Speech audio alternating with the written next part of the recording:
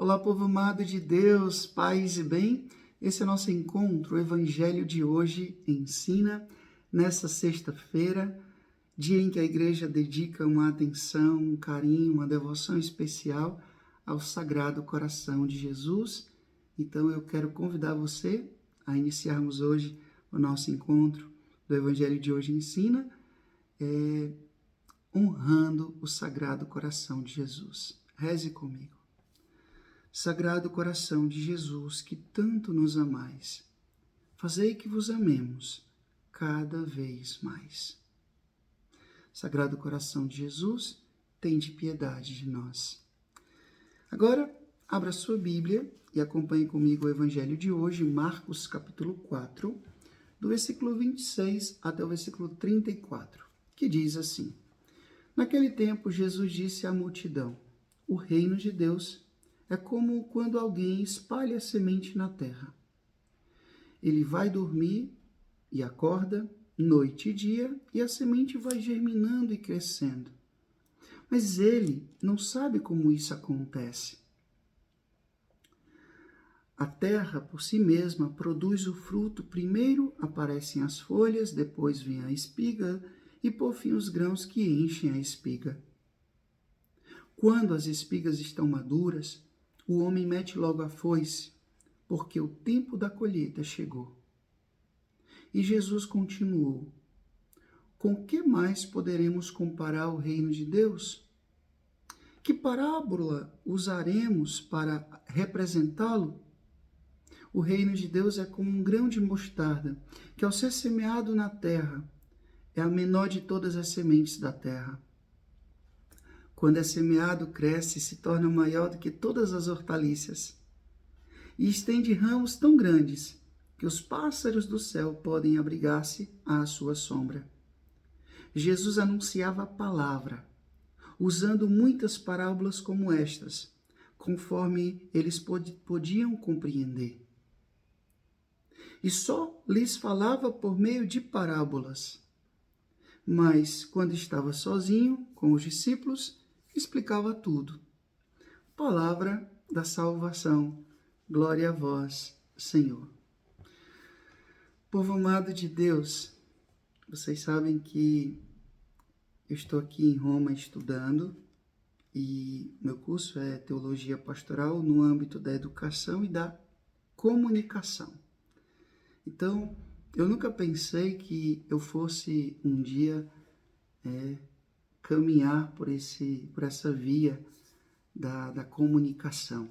Eu fiz uma pós-graduação em São Paulo, depois comecei a trabalhar na TV, no rádio, nas redes sociais, porque, embora não pareça, mas eu sou tímido, né? Sou do interior, sou do mato e sou muito tímido. Então, mas eu precisei trabalhar isso, trabalhar a minha timidez para poder cumprir a missão que Deus me deu de ser anunciador da sua palavra, né? Ser frade capuchinho, ser padre. Então, a comunicação me encanta, né? Nós sabemos o quanto é importante a comunicação do Evangelho. Tanto que Jesus, antes de voltar para junto do Pai lá no céu, ele disse aos discípulos: agora vocês vão pelo mundo, anunciem a todos o Evangelho, né? Então, o anúncio da palavra é importante, né? Isso não é somente coisa de padre, de freira, de consagrado, de consagrada. Todo cristão, né, deve anunciar a palavra. Anunciar por meio de palavras, mas anunciar também por meio do testemunho. Uma coisa completa a outra. Não é somente a palavra, nem só é somente o testemunho, mas os dois. Então, hoje a gente encontra Jesus anunciando a palavra. E é muito interessante que, se a gente for lá no comecinho da Bíblia, diz que, né, Deus criava a partir da palavra, faça-se. Deus dizia e as coisas passaram a existir. Dabar, palavra. Essa palavra que cria, essa palavra que recria. E que não é uma palavra vazia, que não é uma palavra qualquer. É uma palavra que tem uma eficácia. Jesus usava uma ferramenta, ele usava as parábolas. E por que Jesus usava as parábolas? Meu povo, é muito importante a gente aprender a se preocupar com o modo que nós nos comunicamos. Isso é muito importante. Eu sempre digo, grande parte dos problemas da igreja, das pastorais, dos grupos, dos movimentos, acontecem pela falta de comunicação, de uma boa comunicação. Ah, mas eu entendi assim, eu pensei que era assim, eu imaginei que era assim. Ah, eu escutei, entendi, foi isso aqui, né? Não é da minha época, mas tem uma frase, aquele chacrinha que diz, né? Quem não se comunica se trumbica. Quem não se comunica se trumbica. Então, Madre Teresa de Calcutá dizia, Santa Madre Teresa de Calcutá dizia que uma das nossas grandes necessidades na vida era se comunicar. Nosso Deus é um Deus que se comunica, mas não se comunica de qualquer jeito. Ele se comunica bem. E não é somente saber falar bem. É você saber ter o que dizer. Sabe? Não é simplesmente eu fazer aqui uma live e passar 1 hora falando, fazer um vídeo e passar 10 minutos falando. Não. É o que eu tenho que dizer. Tem pessoas que falam muito pouco, mas quando falam, dizem tudo. Não é assim? E tem pessoas que falam. Né? A gente usa no interior essa expressão. Parece uma caixa d'água. Só fala água, né? Asneira.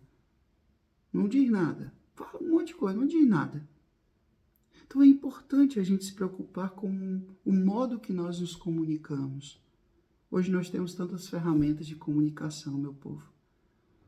Qualquer pessoa tem aí na sua mão um celular para passar uma mensagem de áudio, né, para poder fazer uma chamada de vídeo, para fazer uma transmissão ao vivo. Nós temos tantas ferramentas, mas parece que a gente ainda não aprendeu a se comunicar bem. Né? Então, Jesus ele usava as parábolas para quê? Para fazer as pessoas compreender o que ele tinha para dizer. Então, Jesus se preocupava se aquela pessoa estava verdadeiramente compreendendo o que ele estava comunicando. Porque não é importante somente aquilo que é dito, mas o modo como é compreendido também. Eu sempre digo aqui, eu sou responsável por aquilo que eu digo, e não somente por aquilo que você entende, né? Porque já teve vezes aqui no Evangelho de Hoje Ensina que eu disse uma coisa e teve pessoas que entenderam completamente diferente. E veio parecendo uma jabiraca, né? Como diz minha mãe, parecendo uma jabiraca, parecendo, a senhora disse isso. Eu não disse isso. Assista o Evangelho de novo, assista e veja que eu não tive a intenção de dizer isso. Você entendeu isso. Às vezes a pessoa está tão, né? Ela está tão inflamada que tudo que ela escuta, ela interpreta ao seu modo. Não está correto isso. Então Jesus ele comunicava e comunicava bem.